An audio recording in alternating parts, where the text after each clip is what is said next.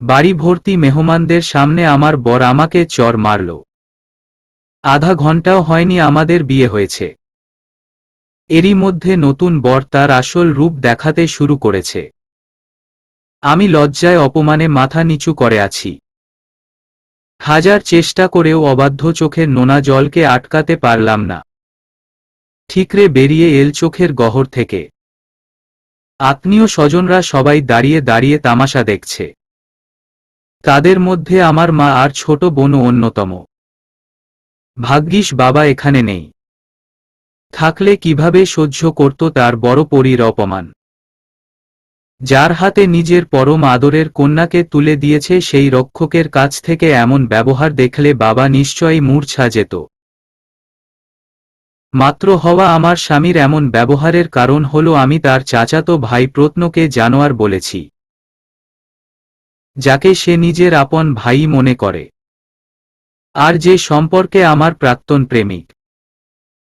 আমার প্রাক্তনকে সকলের সামনে জানোয়ার সম্বোধন করার কারণ হলো বিয়ে পোড়ানোর পর থেকেই সে আমার সঙ্গে দেবরসুলভ ফাজলামোগুলো করছে, যা আমার দৃষ্টিতে মোটেও শোভনীয় নয়। যার সঙ্গে একসময় আমার গভীর প্রেম ছিল সে কেন আমার সঙ্গে এমন ফাজলামো করবে? হোক না আমাদের মাঝে এখন আর তেমন সম্পর্ক নেই, তবুও একসময় যে আমাকে পাগলের মতো ভালোবাসত সে কি করে হাসিঠাট্টাগুলো করছে, যেন আমাদের মধ্যে কখনোই কোনো সম্পর্ক ছিল না। আমার মনে হচ্ছে ও আমাকে কখনো ভালোই বাসেনি, ধোঁকা দিয়েছে আমায়। ব্যাস, এ ধারণাটাই আমার মনে রাগের উদ্রেক ঘটাল। আমি নিজের রাগ কখনোই সামলাতে পারি না। মুখ ফসকে খানিকটা জোরেই বেরিয়ে যায় শব্দটা, জানোয়ার। শব্দটা আমার প্রাক্তনের কান ভেদ করে আমার স্বামীর কানে চলে যায়, আর তার শাস্তিস্বরূপ উনি আমাকে চড় লাগিয়ে দিল ন। এ মুহূর্তে আমি মাথা নিচু করে কাঁদছি। আমার মায়ের হয়তো এতক্ষণে আমার কথা মনে পড়ল। সে অপ্রস্তুত ভঙ্গিতে আমার হাত ধরে আমাকে কোথাও নিয়ে যেতে লাগল। আমার নিজের ঘরে এনে বসিয়ে দরজা লাগিয়ে দিল। আমার চোখের জল মুছিয়ে দিতে দিতে বলল, কোনো দরকার ছিল ওয়াহাবের ভাইরে ওইসব বলার? হ্যাঁ, খালি খালি ওতগুলা মানুষের সামনে নতুন বর দিয়া অপমানিত হইলি। আমার ছোট বোন রিহা চেঁচিয়ে উঠল, মা, এতে আপুর দোষ কোথায়? আপুর ওই ভায়াটার ফাজলামো ভালো লাগছিল না, তবুও সে অমন করছিল তো আপু তো তাকে বলবেই। সেজন্য কি ওই লোকটা আপুকে সবার সামনে এভাবে চড় মারবে নাকি? কোনো ম্যানার্স নেই। নতুন বউকে কেউ এভাবে ট্রিট করে? মা রিহাকে থামিয়ে বলল, আগে নিজে ম্যানার্স শেখ। ওই লোক বলছিস কারে? সম্পর্কে তোর দুলাভাই হয়। রিহা মুখ বাঁকিয়ে বলল, দুলাভাই মাই ফুট। এরপর গটগট করে হেঁটে চলে গেল। মা ওর চলে যাওয়ার দিকে তাকিয়ে রুদ্ধশ্বাস ফেলল। বেয়াদব। এরপর আমার দিকে তাকিয়ে বলল, এমনে কান্দিস না মা, জামাইয়ের একটু মাথা গরম, অন্যায় সহ্য করতে পারে না। আমি কাঁদতে কাঁদতেই জবাব দিল, আর উনি যেটা আমার সঙ্গে করলেন সেটা কি অন্যায় ছিল না? ওনার ভাইকে জানোয়ার বলেছি বলে ওনার লেগেছে, অথচ উনি যে আমার গায়ে হাত তুললেন। মা আমাকে জিজ্ঞেস করল, এখন কি করবি তাইলে হৃদি? আমি চোখের জল মুছে বললাম, আমি ওনার সঙ্গে যাব না। মা চোখ কপালে তুলল। যাবি না মানে? যত যাই হও কো তোর স্বামী। খালি ছোট্ট একটা ভুলের কারণে এমন জিদ করা ভালো না মা, একটু বুঝার চেষ্টা কর। মা, ওনার এমন জঘন্য কাজকে তোমার ছোট্ট একটা ভুল মনে হচ্ছে? শোন মা, সব কথার এক কথা, তোর তো যাইতে হইবই ওর সঙ্গে। বিয়া হইয়া গেছে তোদের, এখন তুই যদি জিদ ধরস শ্বশুরবাড়ি যাবি না তাইলে রিহার কি হইব একবার ভাব। ভবিষ্যতে ওর জন্য কোনো ভালো পাত্র পামু। আমার আর কিছুই বলার রইল না। আমি নির্বাক হয়ে চেয়ে রইলাম মায়ের দিকে। মা আমার ওড়নাটা মাথায় টেনে দিল ঠিক মতো। চোখ মুখ মুছে রেডি হইয়া নে, একটু পরেই তো বিদায়। আমার বুক চিরে দীর্ঘশ্বাস বেরিয়ে এল। মা আমাকে তবুও ওই লোকের ঘরে পাঠাবেই। ড্রেসিং টেবিলের সামনে দাঁড়িয়ে টিস্যু দিয়ে লেটকে যাওয়া কাজল মুছছিলাম। যত পরিষ্কার করছি চোখের জলে ততই যেন লেটকে যাচ্ছে। বাবা আমার ঘরের সামনে দিয়েই বোধহয় যাচ্ছিল। এত দূর থেকেও আমার চোখের জল বাবার দৃষ্টি এড়াতে পারেনি। বাবা হন্তদন্ত হয়ে ঘরে প্রবেশ করে আয়নায় আমার প্রতিচ্ছবির দিকে তাকিয়ে বলল, কাঁদছিস কেন মা? তাহলে বাবার কানে এখনো খবরটা পৌঁছায়নি। আমি কিছু বলতে নিতেই হুট করে কোত্থেকে এসে ফুফু ঘরে ঢুকল। আমার মুখের কথা কেড়ে নিয়ে বাবাকে বলল, ওইয়ে বিদায়ের সময় হয়ে গেছে তাই কাঁদছে। তোদের ছেড়ে চলে যেতে হবে তো। বাবা দুহাত দিয়ে আমাকে জড়িয়ে ধরল। মাথায় হাত বুলিয়ে দিতে দিতে বলল, কাঁদিস না মা। তোর যখন ইচ্ছা হইব তুই তোর বাবা মায়ের কাছে চইলা আসবি। আমি যাইয়া নিয়া আসব তোরে। আমি বাবার বুকে মাথা রেখে নিঃশব্দে কাঁদতে লাগলাম। এতক্ষণে একটু শান্তি পেলাম আমি। পৃথিবীর সব সুখ যেন আল্লাহ আমার বাবার বুকে রেখে দিয়েছে। অবশেষে বিদায়ের মুহূর্ত এসেই পড়ল। আমি মাকে জড়িয়ে ধরলাম না রাগবশত।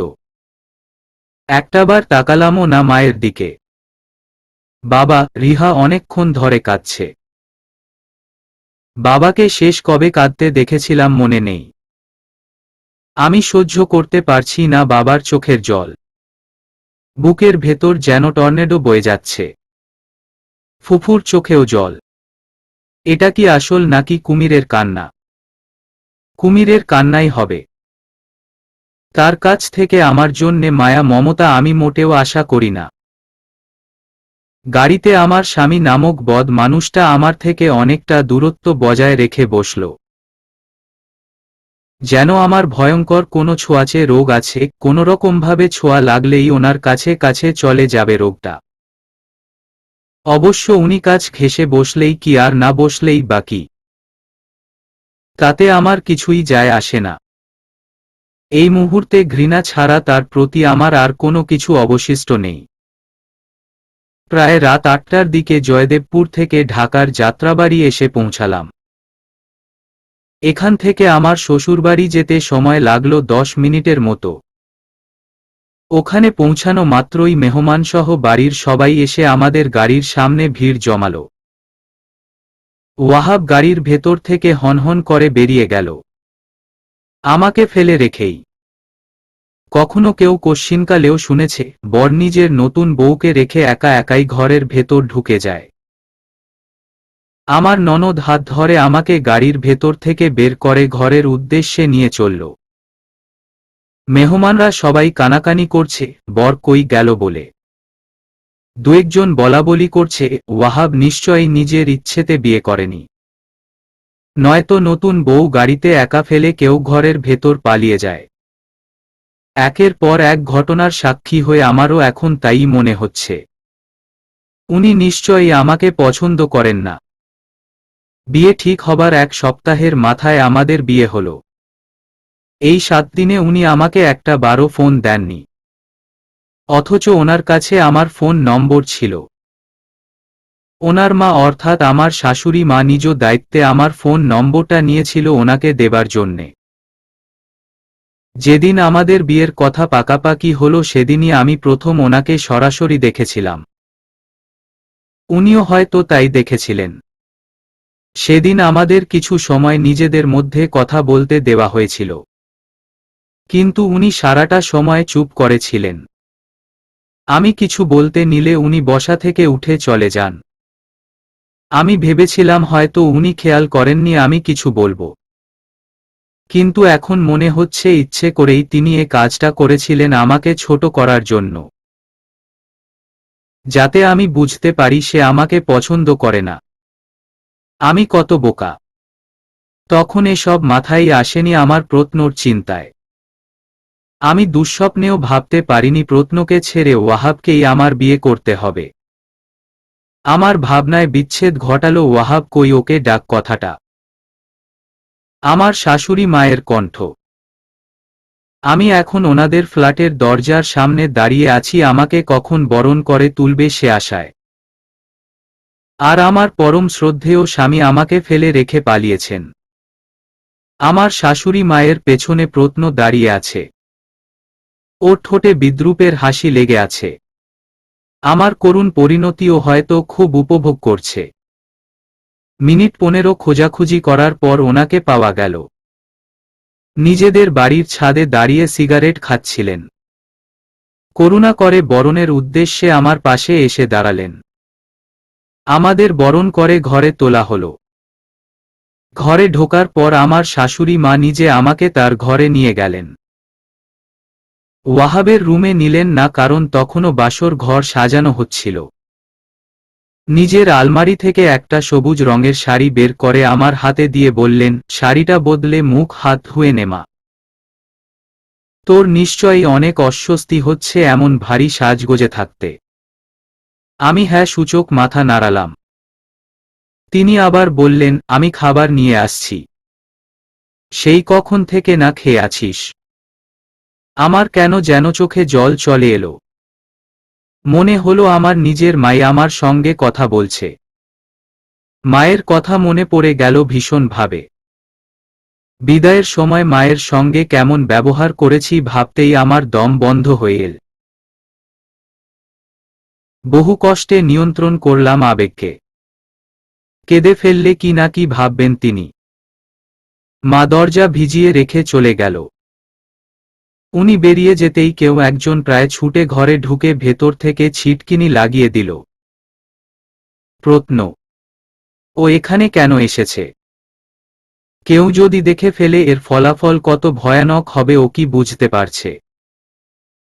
আমি গলার স্বর কঠোর করে বললাম, তুমি এখানে কেন? কেন এসেছো এ ঘরে? প্রত্ন বাঁকা হেসে বলল, তোমার সঙ্গে এখনো আমার অনেক হিসেব বাকি। প্রত্নর কথা শেষ না হতেই কেউ একজন দরজায় খটখট শব্দ করল। মা কি ফিরে এল এত তাড়াতাড়ি? বাইরে থেকে খটখট শব্দের সঙ্গে কারো মা মা ধ্বনিও কানে এলো। কণ্ঠটা চিনতে অসুবিধা হলো না কারোই। ওয়াহাব, এখন কি করব আমি? বিয়ের রাতেই আমার স্বামী আমাকে তার চাচাতো ভাইয়ের সঙ্গে যদি একঘরে দেখে তবে তার ফলাফল কতটা ভয়ানক এবং অসম্মানজনক হবে তা ভাবতেই শিউরে উঠলাম। আসল ঘটনাটা কি ছিল সেটা হয়তো কেউই বুঝতে চাইবে না। সম্মানহানি তো হবেই। ওয়াহাব নিশ্চয়ই আমাকে ডিভোর্সই দিয়ে দেবে। কিন্তু সেটা আমি এই মুহূর্তে অবশ্যই চাইছি না। ডাকটা আরেকবার কানে এলো। মা, দরজা খুলছো না কেন? আমি কি করব কিছু বুঝে উঠতে পারছি না। প্রত্নও ভ্যাবাচ্যাকা খেয়ে দাঁড়িয়ে আছে। ও নিজেও হয়তো বুঝে উঠতে পারেনি এমন কিছু হবে। আমি ওকে জোরে সোরে ধাক্কা দিয়ে ওয়াশরুমে পাঠিয়ে দিল ম। তারপর দরজা ভিজিয়ে রেখে বললাম, আমি না বলা পর্যন্ত বের হবে না। বাই চান্স তুমি যদি বের হয়েছ তোমার বড় ভাইয়ের সামনেই তোমায় খুন করব আমি। ও কোনো প্রত্যুত্তর করল না। আমি দরজা খুলে দিল ম। ওয়াহাবের মুখভঙ্গি দেখে কিছু বোঝা গেল না। উনি কি আমাকে দেখে অবাক হলেন নাকি বিরক্ত? মা হাতে একটা প্লেট ভর্তি খাবার নিয়ে ফেরত এলেন। ওয়াহাবকে দরজার সামনে দেখে জিজ্ঞাসা করলেন, কি ব্যাপার তুই এখানে? কিছু লাগবে? ওয়াহাব খানিক আমতা আমতা করলেন। না, আসলে তোমার সঙ্গে কিছু কথা ছিল। হ্যাঁ, বল। ওহ, কি যেন বলতে এসেছিলাম, মনে পড়ছে না। বলেই ওয়াহাব দ্রুত পায়ে চলে গেলেন এখান থেকে। মা ওনার চলে যাওয়ার দিকে তাকিয়ে রহস্যজনক মুচকি হাসলেন। এরপর আমার দিকে তাকিয়ে বললেন, এ কি?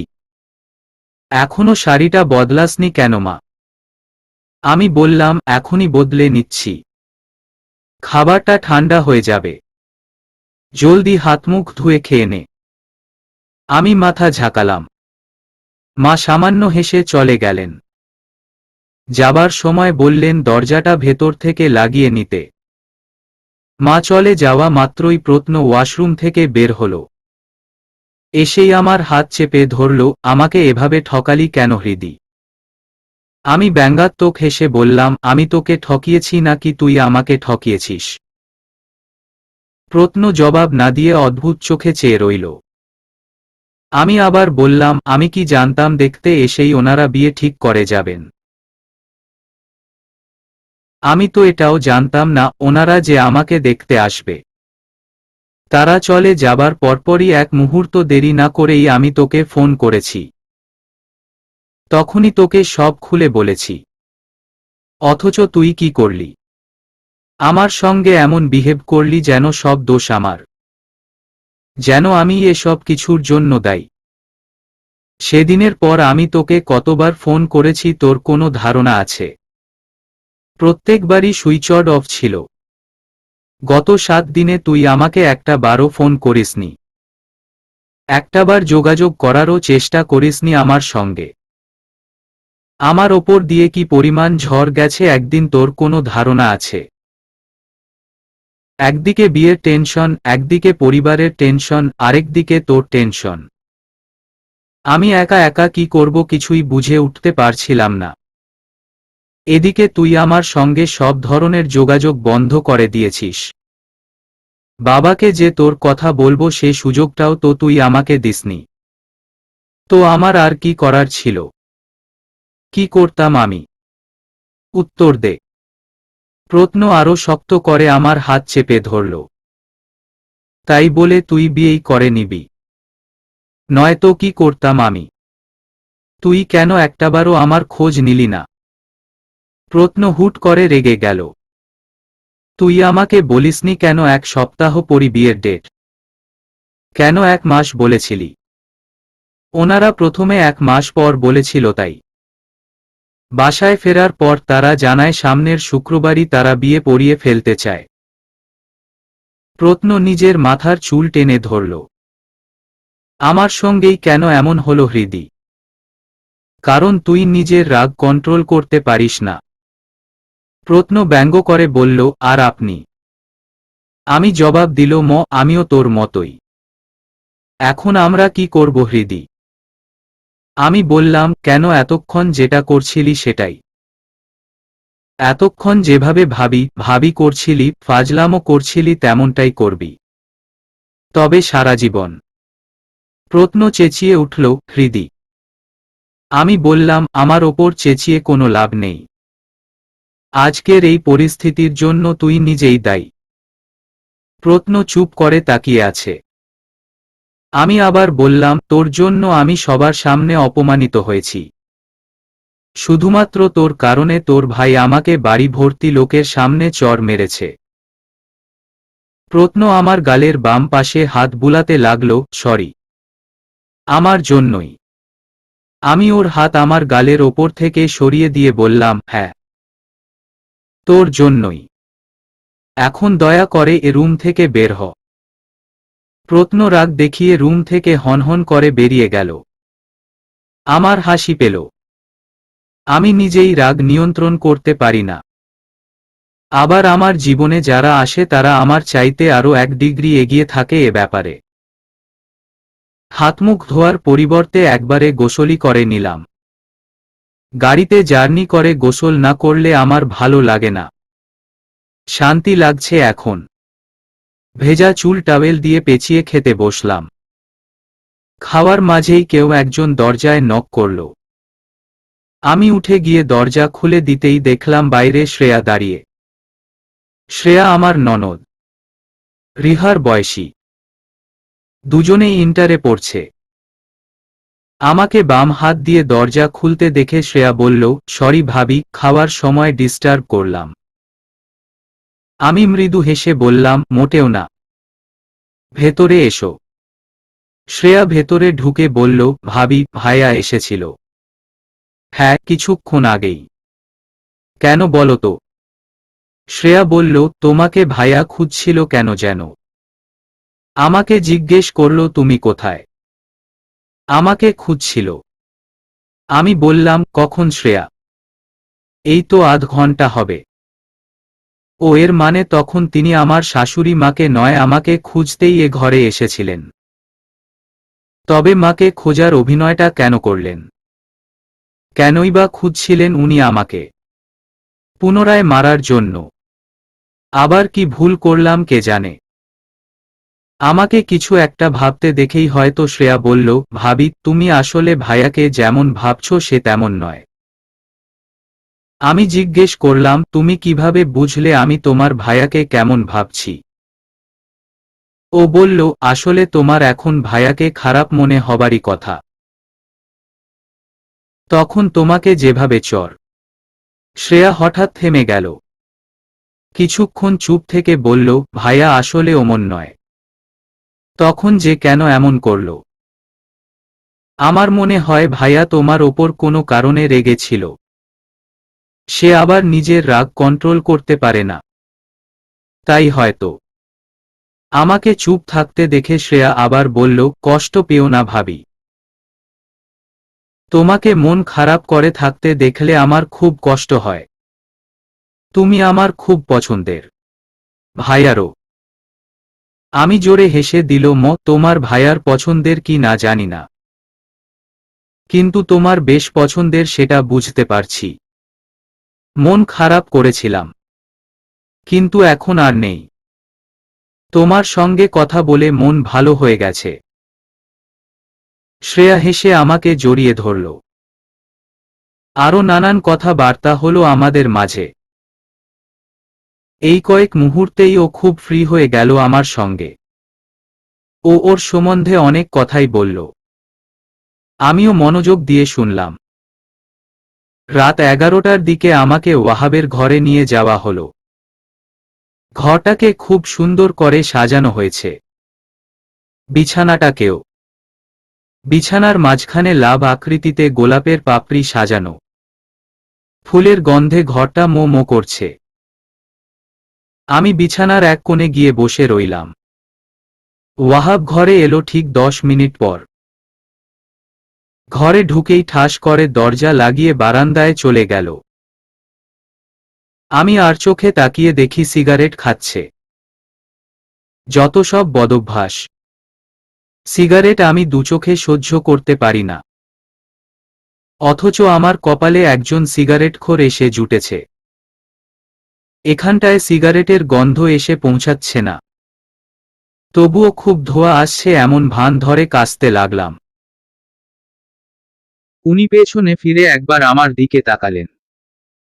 এরপর পিষে সিগারেটটা নিভিয়ে ফেললেন। বারান্দায় দাঁড়িয়েই ওয়াহাব একদৃষ্টিতে তাকিয়ে রইলেন আমার দিকে। আমার অস্বস্তি লাগতে লাগল। পরিস্থিতি স্বাভাবিক করার জন্য বললাম, আপনি নাকি আমাকে খুঁজছিলেন? আমার কথা বোধহয় ওনার কান অবধি পৌঁছাল না। উনি ঘোরগ্রস্তের মতো বললেন, তোমাকে এত সুন্দর লাগছে কেন? আমি খানিক মেজাজ খারাপ করে বললাম, এখন তো আমাকে সুন্দর লাগবেই। সব পুরুষদেরই। আমার কথা শেষ করতে না দিয়েই উনি লাইট নিভিয়ে দিল না। তারপর আমার পাশে শুয়ে পড়ে বললেন, ঘুমিয়ে পড়ো। অনেক রাত হয়েছে। আমি বাধ্য মেয়ের মতো একদম কিনার ঘেঁষে শুয়ে পড়লাম। উনি মৃদু স্বরে বললেন, সরি হৃদি। সরি। সরি কেন বলছেন উনি? বিয়ের দিনই সবার সামনে আমাকে চর মেরে অপমানিত করার জন্য। আমাকে কিছু বলার সুযোগ না দিয়ে নিজেই আবার বললেন, তোমার প্ল্যান সফল হতে দিল না তাই সরি। আমি অবাক হলাম। আবোলতাবোল এসব কি বলছেন উনি? জিজ্ঞেস করলাম, প্ল্যান? কিসের প্ল্যান? উনি জবাব না দিয়ে ওপাশ ফিরে শুয়ে রইলেন। ওদিক ফিরেই আবার বললেন, আমাদের পরিবারের একটা সম্মান আছে। আর এখন তুমি এ পরিবারের একটা অংশ। তাই এমন কিছু করো না যাতে এ বাড়ির সম্মান নষ্ট হয়। তাহলে কিন্তু আমি তোমাকে এমনি এমনি ছেড়ে দেব না। আমি আর সহ্য করতে পারলাম না। দুপুরে অত বড় অপমানের পর একটাবার ক্ষমাও চাইলেন না উনি। আবার এখন এমন সব কথা বলছেন যেন আমি বিশাল কোনো অপরাধ করে ফেলেছি। আর আমার কারণে ভবিষ্যতে তাদের পরিবারের সম্মান নষ্ট হবে। আমি বিছানা থেকে লাফিয়ে নেমে দাঁড়ালাম। তারপর চেঁচিয়ে উঠলাম, বিয়ে হতে না হতেই সবার সামনে শুধু শুধু আমাকে চড় মারলেন, আবার এখন বলছেন আমার জন্য ভবিষ্যতে আপনাদের পরিবারের সম্মান নষ্ট হবে। কেন, কি করেছি আমি? কি এমন ক্ষতি করেছি আমি আপনাদের যে আমার কারণে আপনাদের পরিবারের সম্মান নষ্ট হবে? উনি উঠে বসে দাঁতে দাঁত চেপে বললেন, আস্তে কথা বলো, সবাই শুনবে। আমি পরোয়াই করি না এমন ভাব করে বললাম, শুনুক, তাতে আমার কি যায় আসে? তখন সবাই আপনার আসল রূপটা তো দেখলই, এখন আবার দেখুক। ওয়াহাব ক্রুদ্ধ চোখে আমার দিকে তাকিয়ে আছে, কিন্তু আমি তাতে একটুও টললাম না। এমনিতে আমি শান্ত মানুষ, তবে রেগে গেলে কোনো কিছুরই পরোয়া করি না। আমি আবার বললাম, আসলে তখন আমি ভুল বলেছিলাম। প্রত্ন না, আসল জানোয়ার তো আপনি। ওয়াহাব যেন বিস্ময়ের সপ্তম চূড়ায় পৌঁছে গেল। আমি জানোয়ার? হ্যাঁ, আপনি। নয়তো কোনো সুস্থ স্বাভাবিক মানুষ তার সদ্য বিয়ে করা বউকে মারে? উনি রেগে ওনার পাশের টেবিলের ওপর থেকে ফুলদানিটা মেঝেতে ছুঁড়ে মারলেন। তাতে যেন আমার মেজাজের আগুনে ঘি ঢালা হলো। আমার কি হলো জানি না। পাশের ওয়ার্ড্রবের ওপর একটা ছোট টেবিল ক্লক রাখা ছিল, সেটা তুলে একদম ওনার বরাবর ছুঁড়ে মারলাম। ভাগ্যিস ওনার গায়ে লাগেনি, লাগলে একটা কুরুক্ষেত্র বেঁধে যেত নিশ্চিত। ওয়াহাব হয়তো ভাবতেও পারেনি আমি এমনটা করতে পারি। বিস্ময় ওনার চোখ কোঠর থেকে বেরিয়ে পড়ার মতো অবস্থা। উনি মিনমিন করে বললেন, আমি ভাবতাম আমি পৃথিবীর সবচাইতে বেশি রাগী মানুষ। বেশি রাগ হলে আমি ধরে রাখতে পারি না, কেঁদে ফেলি। এখনো বোকার মতো তাই করলাম। উনি হঠাৎ আমার দিকে এগিয়ে আসতে লাগলেন। আমি নিশ্চিত উনি আমাকে মারধর করতেই আসছেন। আমি দৌড়ে গিয়ে ভাঙ্গা ফুলদানিটা তুলে উঁচিয়ে ধরলাম। খবরদার, আমার কাছে এসেছেন তো? ওয়াহাব স্থির হয়ে গেলেন, স্তব্ধ হয়ে দাঁড়িয়ে রইলেন ওখানেই। আমি আবার বললাম, আপনি এ ঘর থেকে বের হন, জলদি। উনি এক পাও নড়লেন না। ওনাকে দেখে মনে হচ্ছে উনি বুঝতেই পারছেন না আমি কি করছি। আমার হাসি পেল। একটা মোক্ষম সুযোগ পেয়েছি প্রতিশোধ নেবার। এটাকে তো হাতছাড়া করা যায় না। আপনি না বের হলে আমি কিন্তু সত্যি সত্যি আপনার মাথা ফাটিয়ে ফেলব। ওয়াহাব ঘোরগ্রস্তের মতো ঘর থেকে বেরিয়ে গেলেন। আমি কয়েক সেকেন্ড অপেক্ষা করলাম। এরপর ফুলদানিটা ফেলে এগিয়ে গেলাম দরজা লাগাতে। তখনই ওয়াহাব দরজার বাইরে থেকে উকি মারলেন। আমি তোমাকে মারতে আসছিলাম না হৃদি। তাহলে কেন আসছিলেন? উনি আচমকা ভেজা বেড়াল বনে গেল। তোমাকে জড়িয়ে ধরতে। তুমি কাঁদছিলে তাই। আমি বললাম, আপনার লজ্জা করে না? মেরে অপমান করে আবার দরদ দেখাতে আসেন। দুপুরের ওই ঘটনার জন্য তোমারও কিন্তু দোষ ছিল হৃদি। ওনার বকবকানি আমার আর সহ্য হল না। আমি ঠাস করে ওনার মুখের ওপর দরজা লাগিয়ে দিল। উনি দরজার বাইরে দাঁড়িয়ে বললেন, কেউ দেখে ফেললে তাকে আমি কি বলবো হৃদি? আমি বললাম, বলবেন বিয়ের দিনই আমি বউয়ের গায়ে হাত তুলেছি তাই সে আমাকে বাসর ঘর থেকে বের করে দিয়েছে। বাইরে থেকে আর কোনো কথা ফেরত এলো না। উনি বোধহয় চলে গেছেন। এবার আমি শান্তিতে ঘুমোব। হঠাৎই ফ্লোরটা নজরে এলো। ফুলদানি, ঘড়ি দুটোই ভেঙে চৌচির। এমন ভাঙাচোরার শব্দে বাড়ির কেউ এলো না কেন খবর নিতে? বাড়ি ভর্তি মেহমান। সবাই এখনো ঘুমোয়নি। তাদের মধ্যে বাচ্চা কাচ্চাও অনেকগুলো। ওদের চেঁচামেচির আওয়াজ পাওয়া যাচ্ছে এ ঘর থেকেও। তারা হয়তো ভাবছেন বাচ্চারাই জিনিসপত্র ছোড়াছুড়ি করছে। যাই হোক, আমি ভাবছি কেউ আবার ওয়াহাবকে বাইরে দেখে ফেলল না তো। তখন যদি ওয়াহাব সম্পূর্ণ আমার দোষ দিয়ে দেয়, দেবে, তাতে আমার কী বা হবে? আমি কালই চলে যাব এ বাড়ি ছেড়ে। এখানে থাকা আমার পক্ষে আর সম্ভব নয়। নির্ঘাত পাগল হয়ে যাব আর একদিন থাকলেও। নিজের ওপর প্রচণ্ড রাগ হতে লাগলো আমার। কেন যে মায়ের ওপর রাগ করে ওনার সঙ্গে চলে এলাম। অপমানিত তো হলামই, সেই সঙ্গে বদনাম ফ্রি। ফ্লোরের আবর্জনা পরিষ্কার করে ঘরের কোণে রাখা ঝুড়িতে ফেলে এলাম। নয়তো কাল সকালে যদি আমার শাশুড়ি মা দেখে জিজ্ঞেস করেন ঘরের এ অবস্থা কেন, তখন আমি আবার কি উত্তর দেব? সকালে ঘুম ভাঙল আমার ননদের ডাকাডাকিতে। উঠে দরজা খুলে দিল শ্রেয়া আমাকে দেখে বলল, গুড মর্নিং ভাবি। গুড মর্নিং, ঘরে এসো।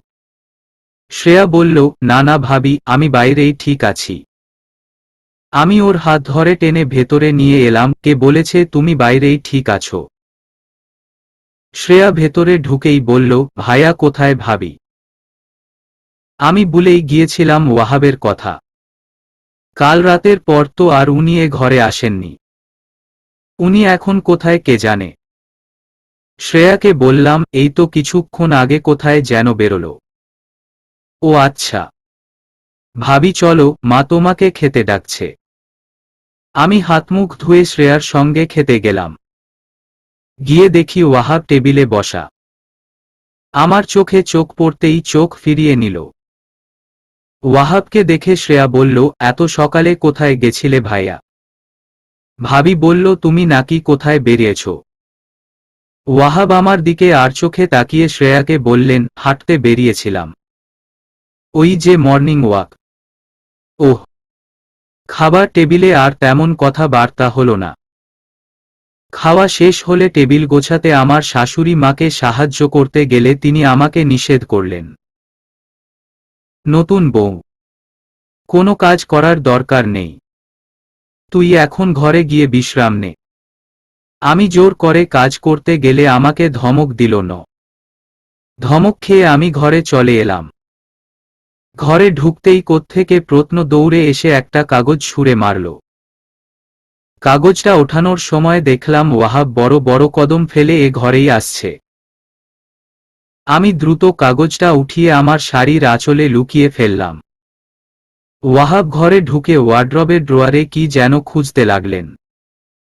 তারপর না পেয়ে চলে যেতে লাগলেন।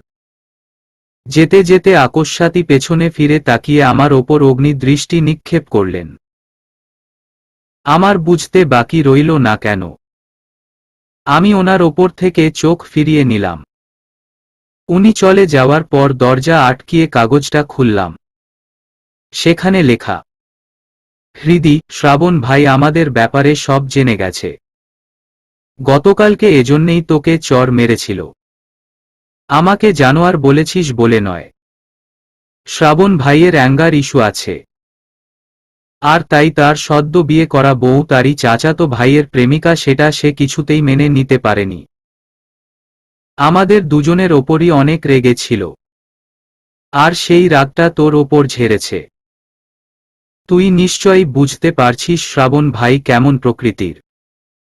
এমন লোকের সঙ্গে তুই কখনোই ভালো থাকতে পারবি না। আমাকে ক্ষমা করে দে হৃদি। আমি জানি তুই আমাকে ভুলতে পারিসনি। তুই আমাকে এখনো ভালোবাসিস। তুই চাইলে আমি তোর পায়ে ধরেও ক্ষমা চাইতে রাজি। তবুও প্লিজ চল, আমরা দুজন অনেক দূরে কোথাও চলে যাই। আমরা অনেক ভালো থাকব দেখিস। আর কেউ কখনো আমাদের আলাদা করতে পারবে না। আমি তোর অপেক্ষায় থাকব। ওয়াহাবকে কি ওরা শ্রাবণ বলে ডাকে? হবে হয়তো ডাকনাম। সেটা মোটেও এখন আমার কাছে মুখ্য বিষয় নয়। আমি দুশ্চিন্তা করছি প্রত্নকে নিয়ে। সেদিন নিষেধ করার পরও ও এমন কেন করছে? আমি ওর ভাইকে মানি আর নাই মানি, ও কোনো আক্কেলে নিজের চাচাতো ভাইয়ের স্ত্রীর সঙ্গে পালানোর প্ল্যান করছে। জলদি ওর সাথে আমার কথা বলা দরকার। কিন্তু এখন ওকে আমি কোথায় খুঁজব? আজ বউ ভাত। বিধায় পার্লার থেকে লোক এসেছে আমাকে সাজাতে। প্রথমে আমি চাইনি সাজতেন। আমার শাশুড়ি মা এসে জোর করলেন, এই কটা দিনই তো একটু সাজগোজ করবি। আমি আর নিষেধ করিনি, আজকের দিনটাই তো, এরপর তো আমি চলেই যাব। একটা ভুলকে প্রশ্রয় দিয়ে সারা জীবন থেকে যাওয়া আমার পক্ষে সম্ভব নয়। আমি নিজে যা ভুল করার করেছি। ভুল সিদ্ধান্ত নিয়ে ভুলের পরিমাণটাকে আর বাড়াতে চাই না। এখান থেকে বিদায় হয়ে আমি ক্যারিয়ার গড়ায় মনোযোগ দেব। বর্তমানে আমি অনার্স তৃতীয় বর্ষে অধ্যয়নরত। পড়াটা শেষ করি প্রথমে, এরপরে ক্যারিয়ারের দিকে এগোব। সেই কখন থেকে বসে বসে এটা সেটা ভাবছি, সাজানো শেষ হচ্ছেই না। এখন ভদ্রমহিলা আমার চোখে আইশ্যাডো পরাচ্ছেন। আমি বারবার করে বলেছি হালকা সাজাতে, কি জানি কেমন সাজাচ্ছে। আমি চোখ বন্ধ রেখেই জিজ্ঞেস করলাম, আর কতক্ষণ লাগবে আপু? এই তো হয়ে গেছে, আর 5 মিনিট। এই নিয়ে 3বার জিজ্ঞেস করলাম, 3বারই তিনি 5 মিনিট জবাব দিল না। আমি তপ্ত নিঃশ্বাস ফেলে ভাবতে লাগলাম প্রত্নর সঙ্গে অতি দ্রুত দেখা করা দরকার। অনেকগুলো প্রশ্নের উত্তর জানতে হবে ওর কাছ থেকে। ওকে সাবধানও করতে হবে ও যেন আর কখনো আমার সঙ্গে কোনোভাবে যোগাযোগ করার চেষ্টা না করে। অবশেষে সাজানো শেষ হলো। আয়নায় দাঁড়িয়ে নিজেকে দেখছিলাম। শ্রেয়া ঘরে ঢুকতে ঢুকতে বলল, ওয়াও ভাবি, তোমাকে নীল জামদানিতে কি মানিয়েছে। আমি মুচকি হাসলাম। শ্রেয়া আবার বলল, ভাবি ঘুমটা দাও। কেন?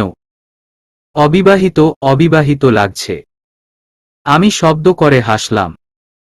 ঘুমটা দিল, বিবাহিত বিবাহিত লাগবে। শ্রেয়া মাথা নাড়াল। দাও না ভাবি।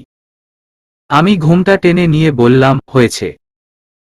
শ্রেয়া গাল ভরে হাসল। হ্যাঁ, এবার বউ বউ লাগছে। এখন বাড়িতে যেসব মেহমান আছেন সবাই শ্রেয়াদের নিকটাত্মীয়। দূরের আত্মীয় স্বজনেরা একজন দুজন করে আসতে শুরু করেছেন। ছাদে খাবারদাবারের আয়োজন করা হয়েছে। সেখানেই বরবউয়ের বসার ব্যবস্থা করা হয়েছে। আর কিছুক্ষণ বাদেই আমাকে ওখানে নিয়ে যাওয়া হবে বোধহয়। সময় তো বেশি নেই। চিঠি দিয়ে প্রত্ন কোথায় হাওয়া হলো কে জানে। দরকারের সময় ও সবসময় উধাও হয়ে যায়। বলতে না বলতেই শ্রেয়া এসে গেল। ভাবি, মা তোমাকে ডাকছে। শ্রেয়াকে অনুসরণ করে ডাইনিং রুমে যেতেই দেখলাম মা টেবিলে খাবার সামনে নিয়ে বসে আছেন। আমাকে দেখে মা হেসে বললেন, বাহ, কি সুন্দর লাগছে আমার মেয়েকে। আকস্মাৎ আমার মনে প্রশ্ন জাগল, আচ্ছা আমার শাশুড়ি মা কি জানেন বিয়ের দিনই তার ছেলে আমাকে সবার সামনে চড় মেরেছে? মা আবার বললেন, আয় আয় জলদি বস, তোদের খাইয়ে আমি আবার ওদিকটায় যাব। অনেক কাজ বাকি এখনো। আমি, শ্রেয়া দুজনে দুটো চেয়ার টেনে নিয়ে বসলাম। মা আমাকে খাইয়ে দিতে নিলেন। আমি বললাম, আপনার কষ্ট করে খাইয়ে দিতে হবে না মা, আমি নিজে খেয়ে নেব। মা ভ্রু কুঁচকালেন। কষ্ট কিসের? এই ভারী গয়নাগাটি নিয়ে তুই নিজে খাবি কিভাবে? তাও তো ঠিক। তাই আর কথা বাড়ালাম না। মা আমাকে খাইয়ে দিতে দিতে বললেন, শ্রেয়া, তোর ভাবিকে একা ছাড়িস না, সাথে সাথে থাকিস। বাড়ি ভর্তি লোকজন, নতুন জায়গা, কাউকে চেনে না মেয়েটা। শ্রেয়া বলল, আচ্ছা মা। মা আবার বললেন, শ্রাবণ কোথায় রে? অনেকক্ষণ ধরে দেখছি না। শ্রেয়া উত্তর দিল, জানি না মা। ভাইয়াকে তো লাস্ট ব্রেকফাস্টের সময় দেখেছিলাম। মার কপালে চিন্তার ভাঁজ পড়ল। খাওয়া শেষ হলে মা আমাকে বললেন, কিছুক্ষণ বিশ্রাম নিয়ে শ্রেয়ার সঙ্গে ছাদে যাস কেমন? আমি সম্মতিসূচক মাথা নাড়ালাম। শ্রেয়া বলল, ভাবি তুমি তোমার ঘরে গিয়ে বসো, আমি এখনই আসছি। কোথায় যাচ্ছ? শ্রেয়া জবাব দিল, ভাইয়া কোথায় দেখতে? ভাইয়াকেও তো তোমার সাথে বসতে হবে। ওহ আচ্ছা শ্রেয়া, একটা কথা জানার ছিল। কি ভাবি? আমি বললাম, তোমার ভাইয়ার নাম কি শ্রাবণ? শ্রেয়া উচ্চস্বরে হাসতে লাগল, যেন এর চেয়ে মজার কিছু ও কখনো শোনেনি। আমি বললাম, হাসছ কেন? শ্রেয়া বলল, ভাবি তুমি তোমার হাজবেন্ডেরই নাম জানো না? আমি বললাম, বলো না। শ্রেয়া হাসি থামিয়ে বলল, হ্যাঁ। তাহলে যে আমাদের বলা হয়েছিল ওনার নাম ওয়াহাব আহমেদ। শ্রেয়া আবার হাসল, ওটা তো ভালো নাম। ওসব নাম সার্টিফিকেটে থাকে। আর শ্রাবণ ডাক নাম। আচ্ছা ভাবি, জানো আমার ভালো নাম কি? আমি জিজ্ঞেস করলাম, কি? ওয়াসিয়া আহমেদ। বাহ, সুন্দর নাম। শ্রেয়া হেসে বলল, ভাবি তোমার ভালো নাম কি?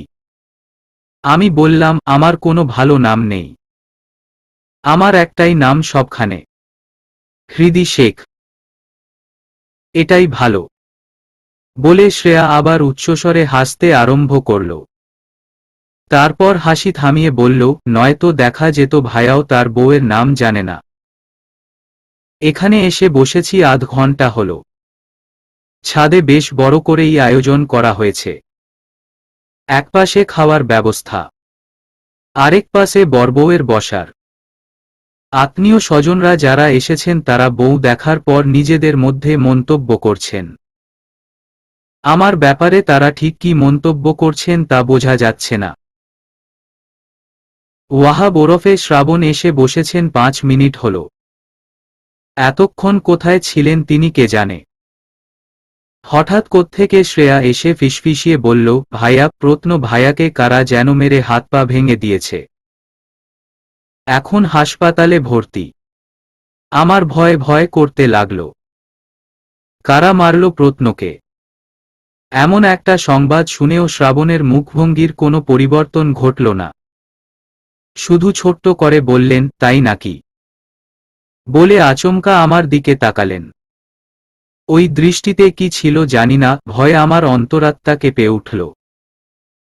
শ্রেয়া বলল, ভাইয়া, তুমি জানো প্রত্ন ভাইয়াকে কারা মেরেছে?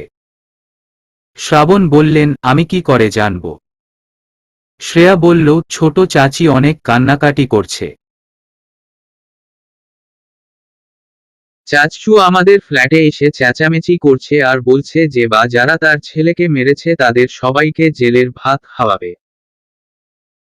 শ্রাবণ বিরক্তিতে ভ্রু কুঁচকালেন, এসব কথা আমাদের ফ্ল্যাটে এসে বলার মানে কি? জানি না ভাইয়া। প্রত্নকে কে বা কারা মেরেছে তা আর কেউ না বুঝলেও আমার বুঝতে বাকি নেই। নিশ্চিত হবার জন্য আমাকে নিচে শ্রাবণের ঘরে যেতে হবে। শ্রেয়া পাশেই দাঁড়িয়ে ছিল। ওকে ডেকে কানে কানে বললাম, শ্রেয়া, আমাকে ওয়াশরুমে যেতে হবে। চলো ভাবি, ছাদের ও পাশের ঘরটাতেই একটা টয়লেট আছে। না, নিচে যেতে হবে। আমার শাড়ির কুচি খুলে গেছে, ঠিক করতে হবে। শ্রেয়া বলল, ঠিক আছে, চলো। আমাকে উঠতে দেখে শ্রাবণ শ্রেয়াকে ইশারায় জিজ্ঞেস করল, আমরা কোথায় যাচ্ছি? আমি আর চোখে তাকিয়ে দেখলাম। শ্রেয়া মুখে বলল, ভাবি ওয়াশরুমে যাবে। বাহানা দিয়ে নিচে নেমে এলাম ঠিকই, কিন্তু শ্রেয়ার সামনে কিভাবে খুঁজব? শুধুমাত্র ওকে রুম থেকে বের করার উদ্দেশ্যেই বললাম, তোমার কাছে একটা নাপা এক্সট্রা হবে। মাথা ব্যথা করছে খুব। মায়ের কাছে আছে বোধহয়। দাঁড়াও, আমি গিয়ে দেখছি। শ্রেয়া যাওয়ার পর চট করে দরজা লাগিয়ে জিনিসটাকে খুঁজতে লাগলাম। না, কোথাও নেই। অথচ আমার স্পষ্ট মনে আছে আমি চিঠিটাকে বালিশের নিচে লুকিয়ে রেখেছিলাম। এ ঘরে তেমন কেউই আসেনি আজ। সারাদিনে আমার শাশুড়ি মাও আসেননি। শ্রেয়া এসেছিল 2-3 বার, তাও আমাকে ডাকতে। শ্রাবণকে তো আমি একবারই আসতে দেখেছিলাম। পরে কি উনি আর এসেছিলেন? কোনোভাবে কি চিঠিটা ওনার হাতে লেগে গেছে আর উনি প্রত্নকে ব্যাপারটা মোটেও অস্বাভাবিক নয়। চাচাতো ভাইয়ের সঙ্গে বিয়ের আগে প্রেম ছিল বলে যে নিজের সদ্য বিয়ে করা বউকে চর মারতে পারে তার মতো লোকের পক্ষে ওই চিঠিটা পড়ার পর প্রত্নকে মারা একদমই স্বাভাবিক বিষয়। না, আর ভাবতে পারছি না। বাবা কেন আসছে না? সেই 12টার সময় রিহা কল করেছিল, ওরা আসছে। এতক্ষণে তো এসে পড়ার কথা। যেভাবেই হোক বাবাকে আজ আমি সব জানিয়ে দেব। জানি না বাবা কেমন প্রতিক্রিয়া দেখাবে। বিয়ের দিনই কেন জানায়নি, হয়তো সেজন্য বকবেও। বকলে বকুক, আজ না বললে আর কোনোদিনই বলা হবে না আমার। শ্রাবণ নামক বদরাগী মানসিক রোগীর সঙ্গেই হয়তো সারা জীবন কাটাতে হবে। দুপুর গড়িয়ে বিকেল হতে চলল। মেহমানরা একজন দুজন করে চলে যেতে আরম্ভ করেছেন।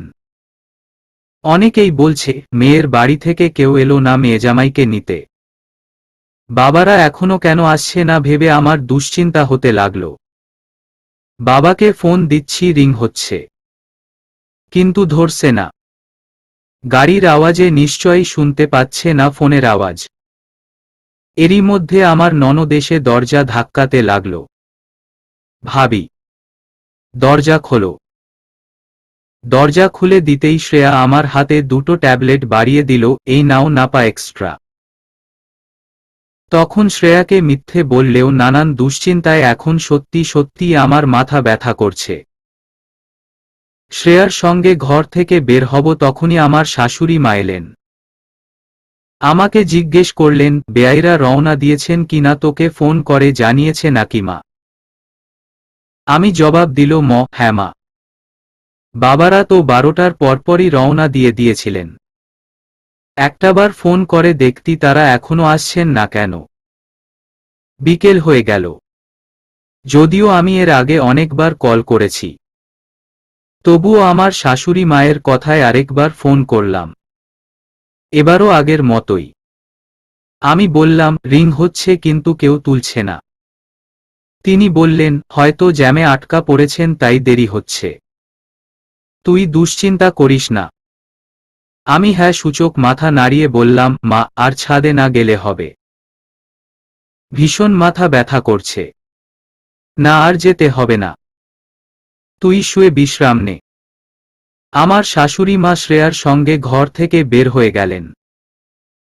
যেতে যেতে তিনি শ্রেয়াকে বললেন, তোর ভাইয়াকে একটু ডেকে আনো তো। ঘরের লাইট নিভিয়ে শুয়েছিলাম। ড্রয়িং রুম থেকে কারো চেঁচামেচির আওয়াজ কানে এলো। ভালো করে শোনা যাচ্ছে না কিছু। আবছা আবছা শুনে যা বুঝলাম প্রত্নর ব্যাপারে কথা হচ্ছে। বারবার 2টো শব্দ এসে ঘুরপাক খাচ্ছে কথার মাঝে, প্রত্ন, শ্রাবণ। ওদের দুজনের ব্যাপারে এত গুরুতর কি কথা হচ্ছে জানার জন্যে আমার কৌতূহল হতে লাগল। আমি উঠে দরজা খুলে রুমের বাইরে গিয়ে দাঁড়ালাম। দেখলাম শ্রেয়ার সঙ্গে শ্রাবণ কথা বলতে বলতে ড্রয়িং রুমের দিকেই এগোচ্ছে। শ্রাবণ বলছেন, ওনারা আবার কেন এসেছে? আর কিছু শুনতে পেলাম না। আমার আচমকা শ্রেয়ার শ্রাবণকে ছাদে বলা কথাগুলোর কথা মনে পড়ল। শ্রাবণের ছোট চাচা চাচি কি এসেছেন তবে? ঘটনা জানার উদ্দেশ্যে আমি ড্রয়িং রুমের সামনে গিয়ে দাঁড়ালাম। এদিকে কেউ তাকালেই আমাকে দেখে ফেলবে। অবশ্য কেউ তাকাবে বলে হয় না। সবাই নিজেদের মধ্যে কথা বলায় ব্যস্ত। কথা না বলে ঝগড়া বললে হয়তো ঠিক হবে। তাদের ঝগড়ার মূল বিষয়বস্তু প্রত্নর বর্তমান অবস্থা। শ্রাবণ ড্রয়িং রুমে প্রবেশ করতেই সবাই থেমে গেল। একজন ভদ্রমহিলা শ্রাবণকে দেখিয়ে আমার শাশুড়ি মাকে বলল, ওকেই জিজ্ঞাসা করেন ভাবি। সত্যটা কি ওই বলুক। ভদ্রমহিলাটি সম্ভবত প্রত্নর মা আর শ্রাবণের ছোট চাচি। মা বললেন, তোমার কাছে কি প্রমাণ আছে রাশিদা, তুমি যে আমার ছেলের ওপর এভাবে দোষ দিচ্ছ? প্রমাণ কেন লাগবে? এই বিল্ডিংয়ের প্রত্যেকটা লোকই শ্রাবণের মেজাজের ব্যাপারে অবগত। মা হঠাৎ গলার স্বর অতি কঠোর করে ফেললেন।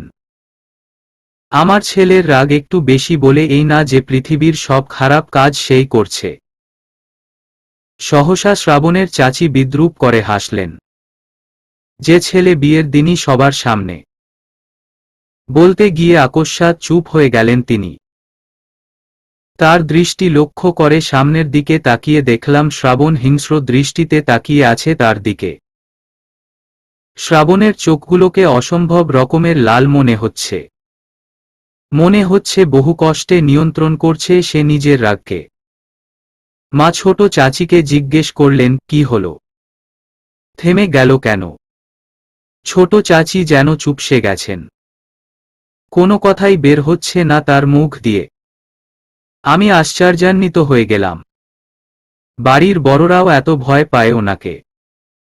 উনি তো আর বাঘভাল্লুক নন। বড় জোর কি করতে পারবেন উনি? আসল কথা হচ্ছে বাড়ির বড়রাই লাই দিয়ে দিয়ে ওনার রাগ আরো বাড়িয়ে দিয়েছে। আমার শ্বশুর বাবা বেঁচে থাকলে হয়তো শ্রাবণ নিয়ন্ত্রণে থাকতেন। শ্রাবণ এই প্রথম মুখ খুললেন। চাচি, আপনি দয়া করে একটু পরপর আমাদের ফ্ল্যাটে এসে চেঁচামেচি করবেন না। বাড়ি ভর্তি মেহমান। তারা আপনাদের কথা শুনলে কি ভাববে একবার ভেবেছেন? আমার শ্বশুরবাড়ির মানুষও আসবে এখন। আমি চাই না আপনাদের কারণে তাদের সামনে আমাদের সম্মান নষ্ট হোক।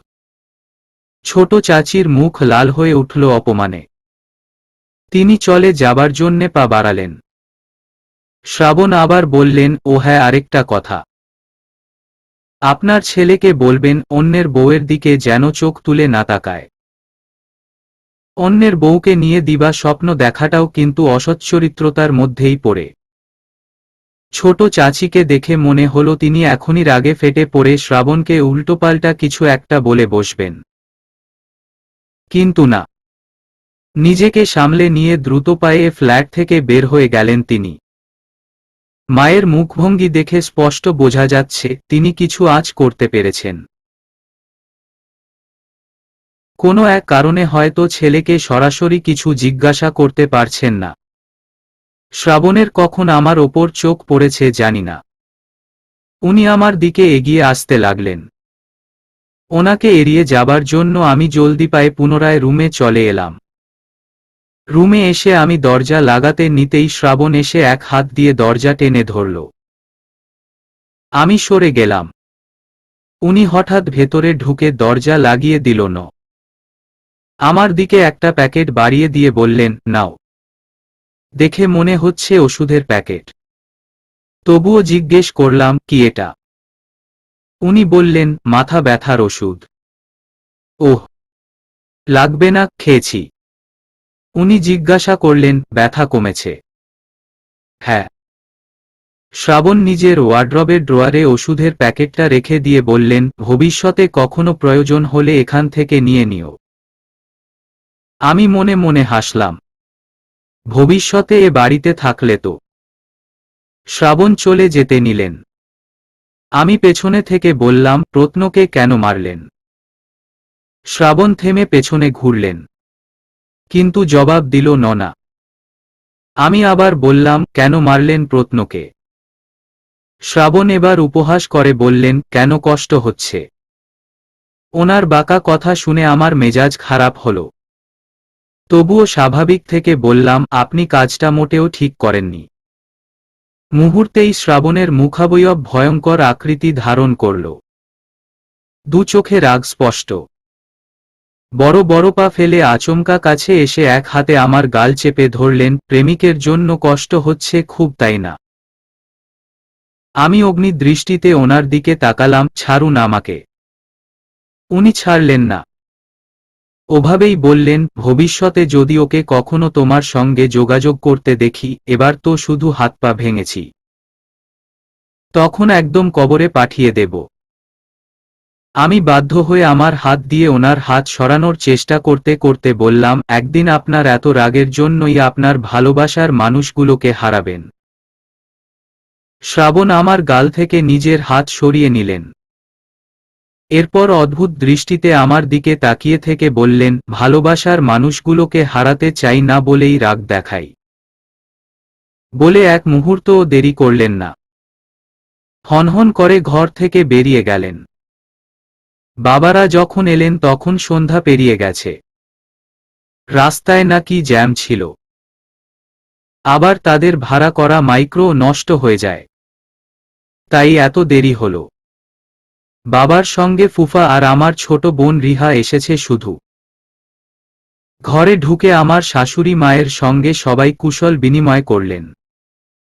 গতকালকেই এসেছি নিজের বাপের বাড়ি ছেড়ে, অথচ মনে হচ্ছে কত যুগ পেরিয়ে গেছে মাঝে। আমি বাবা আর রিহাকে জড়িয়ে ধরলাম। বাবা কাঁদো কাঁদো কণ্ঠে জিজ্ঞেস করলেন, কেমন আছিস মা? আমি ভালো আছি বাবা, তুমি কেমন আছো? বাবা জবাব না দিয়ে ঝাপসা চোখে চেয়ে রইলেন আমার দিকে।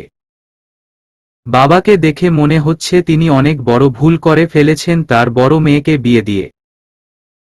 আমি বাবাকে আবার বললাম, ও বাবা, বলো কেমন আছো? বাবা বললেন, আমার বড় পরীকে ছাড়া আমি কিভাবে ভালো থাকব রে মা। আমি আর চোখের জল আটকাতে পারলাম না, কেঁদে দিল ম। বাবা আমার মাথায় হাত বুলিয়ে দিতে লাগলেন। রিহাও কাঁদতে লাগল। আমি বললাম, কাঁদছিস কেন? তোর তো খুশি হবার কথা। এখন আর তোর আদর ভালোবাসার ভাগিদার কেউ নেই। রিহা গাল ফুলিয়ে বলল, আপু। আশেপাশে সবাই হাসতে লাগল। এতক্ষণ হয়তো তারা দাঁড়িয়ে দাঁড়িয়ে আমাদের ফ্যামিলি ড্রামাই দেখছিল। খাবার দাবার সব গন্ধ হয়ে গেছে। পোলাও, রোস্ট সহ অন্যান্য সব আইটেমই খাবার অনুপযোগী। স্বাভাবিক, এতক্ষণ অবধি কি এসব খাবার খোলায় রাখলে ভালো থাকে? মা ফ্রিজে কিছু খাবার তুলে রেখেছিলেন, কিন্তু নতুন কুটুমদের তিনি সেসব খাবার খাওয়াবেন না। ফ্রিজে রাখা মানে নাকি বাসি হয়ে যাওয়া, আর বাসি খাবার কি করে তিনি নতুন কুটুমদের খাওয়াবেন? তাই তিনি এখন নতুন করে সবকিছু রান্না করছেন। বাবা, ফুফা অনেকবার করে নিষেধ করলেও তিনি শুনলেন না। শ্রাবণ সামনের রেস্টুরেন্ট থেকে স্ন্যাক্স জাতীয় খাবার কিনে আনলে মা নিজেই সবাইকে পরিবেশনা করলেন। রান্নার কাজে মাকে সাহায্য করতে গেলে মা জোর করে আমাকে পাঠিয়ে দিল না। তিনি একা একা এতদিক কিভাবে সামলান আমার বুঝে আসে না। ড্রয়িং রুমে সবার সাথে গিয়ে বসলে বাবা আমাকে ইশারায় আমার ঘরে যেতে বললেন। বুঝলাম বাবা হয়তো জরুরি কিছু বলবেন। ঘরে আসতেই বাবা অত্যন্ত গম্ভীর কণ্ঠে আমাকে বলল, এ বাড়িতে তোর যা যা আছে সবকিছু ঠিকমতো গুছিয়ে নে মা, যাতে আর কখনো এ বাড়ির চৌকাঠ না মারাতে হয়। বাবা কি তবে সব জেনে গেছে? বাবা আবার বলল, এ বাড়িতে থেকে দেওয়া কোনো জিনিস নেওয়ার দরকার নেই, গয়নাগাটিও না। আমি মাথা নেড়ে হ্যাঁ বললাম। বাবা হঠাৎ রুষ্ট কণ্ঠে বললেন, তোমার উচিত ছিল সেদিনই আমাকে সব জানানো। বোকার মতো মায়ের ওপর রাগ করে চলা আসাটা একদমই ঠিক হয়নি। তোমার মা না হয় গ্রামের মানুষ, ৮০ দশকের চিন্তাভাবনা এখনো ভুলতে পারেনি, কিন্তু তোমার বাবা তো আর তেমনটা নয়। তাহলে কেন তুমি আমাকে না বলে এভাবে সেই লোকের সাথে চলে এলে যে তোমাকে বাড়ি ভর্তি মানুষের সামনে অপমানিত করেছে? বুঝতে পারলাম বাবা প্রচণ্ড সিরিয়াস। কি জবাব দেব খুঁজে না পেয়ে চুপ করে রইলাম। আমাকে মাথা নিচু করে থাকতে দেখে বাবা তার কণ্ঠ থেকে রুষ্ট ভাবটা সরিয়ে নিল। ঠিক আছে, যা হওয়ার হয়ে গেছে, এখন সেটা নিয়ে আর মন খারাপ করে থেকো না। আমি মাথা উঁচু করে বাবার দিকে তাকালাম। সরি বাবা। বাবা সামান্য হেসে আমার মাথায় হাত রাখলেন। মানুষ মাত্রই ভুল। বাবা, ফুফা অনেকবার নিষেধ করা সত্ত্বেও আমার শাশুড়ি মা পুনরায় রান্না করলেন। পোলাও, মুরগির রোস্ট, খাসির রেজালা আর ইলিশ মাছ ভাজা। এত সব রান্না মা এত কম সময়ে কিভাবে করলেন কে জানে। সারাটা সময় মা নিজে দাঁড়িয়ে থেকে সবাইকে বেড়ে খাওয়ালেন। সবাইকেই অনেক জোরাজোরি করলেন এটা সেটা নেওয়ার জন্য। বরাবরের মতো সাহায্য করতে গেলে মা আমাকে জোর করে খেতে বসিয়ে দিল না। খাওয়া শেষে দই আর মিষ্টিও পরিবেশনা করা হলো। ব্যাগ গোছানোর সময় আমার শাশুড়ি মা আর শ্রেয়ার জন্য আমার খারাপ লাগতে লাগল। শ্রাবণ যেমনই হোক, ওনার মা আর ছোট বোন মোটেও ওনার মতো নয়। শ্রেয়া ভীষণ মিশুক, আর মা প্রচণ্ড মমতাময়ী। এ দুদিন আমার মোটেও মনে হয়নি আমি একটা অজানা পরিবারে বউ হয়ে এসেছি। মা কেমন করে সারাটাক্ষণই আমার খেয়াল রেখেছেন। এ বাড়ি থেকে চলে যাবার পর মাকে আর শ্রেয়াকে অনেক মিস করব নিশ্চিত। ব্যাগ গোছাচ্ছি তখন রিহা এসে বলল, সব গুছিয়ে নিয়েছিস আপু? হ্যাঁ, এই তো হয়ে গেছে। রিহা আবার বলল, বাবা সব জেনে গেছে আপু। আমি বললাম, কিন্তু বাবা কিভাবে জানল? রিহা হাসতে হাসতে বলল, মা নিজেই বলে দিয়েছে। আমি বিস্ময়ের সপ্তম চূড়ায় পৌঁছে গেলাম। মার কারণেই না এ বাড়িতে এলাম। রিহা বলল, বিদায়ের সময় তুই তো মাকে বলে এলি না।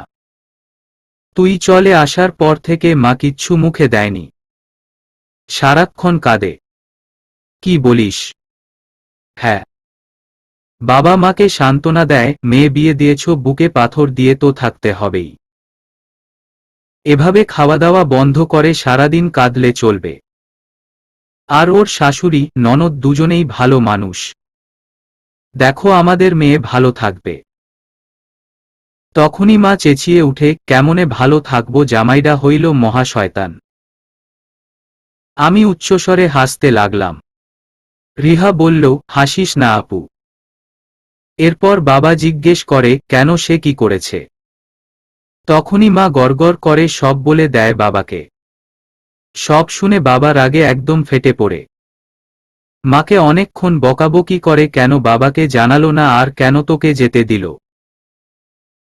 আমি বললাম, তারপর? রিহা বলল, বাবা প্ল্যান করেছে আজকে স্বাভাবিকভাবেই তোকে আর ওই লোককে আমাদের বাড়িতে নিয়ে যাবে। নয়তো যদি তোর শ্বশুরবাড়ির লোকেরা তোকে যেতে না দেয়, আটকে রাখে। কিন্তু আগামীকাল বাবা আর কিছুতেই ফিরতি পাঠাবে না তোকে। আমি বললাম, বাহ, দারুণ প্ল্যান। আচ্ছা আপু, ওই লোক তোর গায়ে আবার হাত তোলেনি তো? আমি হাসলাম। রিহা হঠাৎ রেগে গেল। এত হাসিস না তো আপু। তাহলে কি করব? আমার কথার উত্তর দে। আমি বললাম, না, আর মারেনি।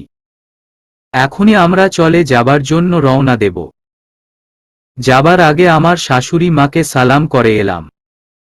মা বললেন, এ কি গয়নাগাটি, কিছু পরিসনি কেন? কি বাহানা দেব বুঝতে পারলাম না। বললাম, মা, এত রাত হয়ে গেছে, রাস্তাঘাটের ব্যাপার, যদি রাস্তায় চোরডাকাতের খপ্পরে পড়ি, তাই আর রিস্ক নেইনি। ওহ, আচ্ছা ঠিক আছে, সাবধানে যাস মা।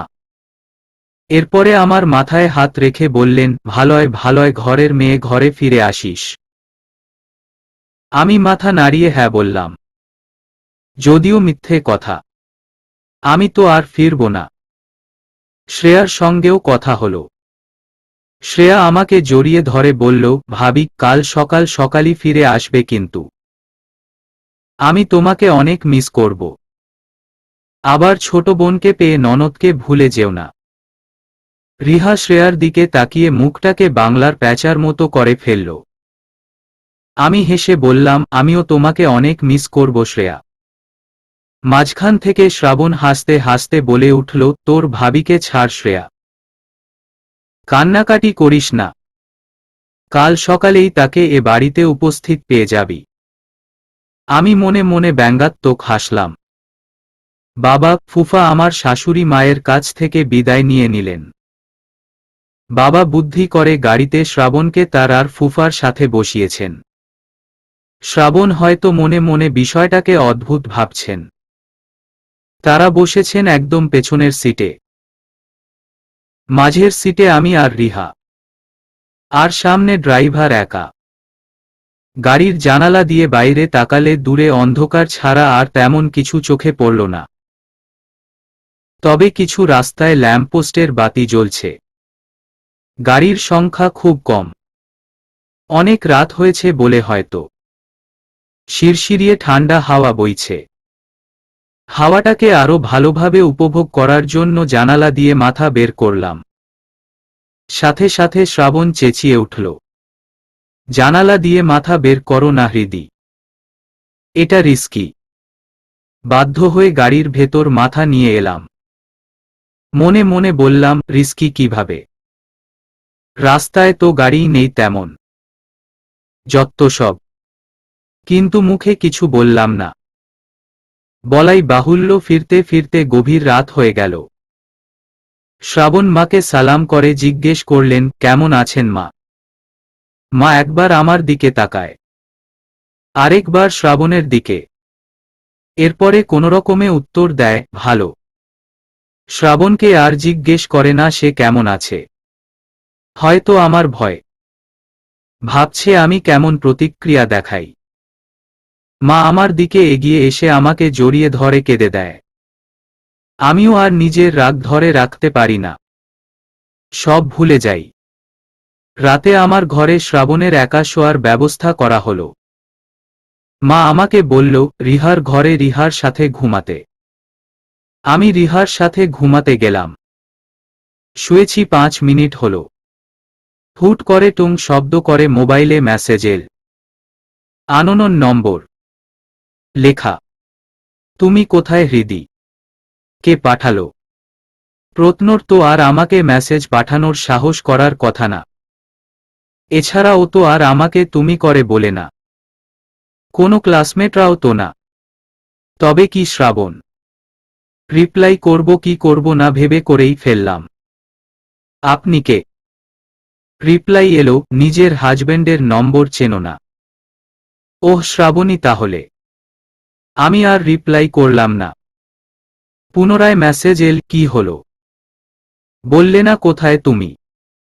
আমি কোথায় জেনে উনি কি করবেন? আর আজ এত মেসেজ কেন করছেন উনি? বিয়ের আগে কেন করলেন না? তখন যদি কথা হতো তাহলে ওনার রাগ সম্বন্ধে একটা ধারণা পেতাম। বিয়েটাই আর করতাম না তবে। আবার মেসেজ এল, তুমি কোথায় বলবে নাকি শাশুড়ি মাকে গিয়ে জিজ্ঞেস করব? আমি রিপ্লাই দিল, রিহার ঘরে। পুনরায় মেসেজ এল, তুমি ও ঘরে কি করছো? ঘুমুচ্ছি। পাঠিয়ে মোবাইলটা অফ করে রাখলাম। কিছুক্ষণ পরেই দরজা খটখট করার আওয়াজ পেলাম। রিহা ঘুমিয়ে গিয়েছিল। আওয়াজ পেয়ে ঘুমু ঘুমু কণ্ঠে বলে উঠল, আপু বোধহয় মা এসেছে, একটু গিয়ে দেখো না। আমি দরজা খুলে দেখলাম বাইরে শ্রাবণ দাঁড়িয়ে। আমার মাথায় আকাশ ভেঙে পড়ল। উনি এখানে কি করছেন? আপনি এখানে কেন এসেছেন? উনি খপ করে আমার হাত ধরে বললেন, চলো ঘুমোবে চলো। আমি বিরক্তি নিয়ে বললাম, ঘুমোচ্ছিলামই। আপনি এসে ডিস্টার্ব করলেন। আমার হাত ছাড়ুন। উনি আমার কথা ভ্রুক্ষেপই করলেন না। এখানে কেন ঘুমোব? চলো তোমার সঙ্গে আমার অনেক কথা আছে। আমি চেঁচিয়ে উঠলাম, হাত ছেড়ে কথা বলুন। কেউ দেখলে কি ভাববে ভেবেছেন একবারও? শ্রাবণ হাসলেন, কে কি ভাববে? তুমি আমার স্ত্রী। আমি উপহাস করে হাসলাম, স্ত্রী? শ্রাবণ আচমকা কিছু না বলে আমার হাত ধরে টেনে নিয়ে যেতে লাগলেন। আমি আবার বললাম, আপনি যদি আমার হাত না ছাড়েন আমি কিন্তু চিৎকার করব। শ্রাবণ হাসতে লাগলো, ঠিক আছে, করো। আমি সত্যি সত্যিই মাকে চিৎকার করে ডাকলাম। আমার চিৎকার শুনে বাবা মা দুজনেই ঘর থেকে বের হলো। বাবা বললেন, কি হয়েছে মা? ঘটনার আকস্মিকতায় শ্রাবণ হকচকিয়ে গেলেন। হয়তো উনি ভাবতেও পারেননি আমি সত্যিই চিৎকার দিয়ে বসব। আমি বললাম, বাবা শ্রাবণ আমাকে জোর করে ওনার ঘরে নিয়ে যাচ্ছেন। আমার কথা শুনে মা চোখ কপালে তুলে ফেলল। কিন্তু বাবার মুখভঙ্গির কোনো পরিবর্তন ঘটল না। বরং ঠান্ডা গলায় শ্রাবণকে বললেন, ও যখন চাইছে না তোমার সঙ্গে যেতে তাহলে জোর করছো কেন? তোমার কোনো অধিকার নেই আমার মেয়েকে কোনো বিষয়ে জোর জবরদস্তি করার।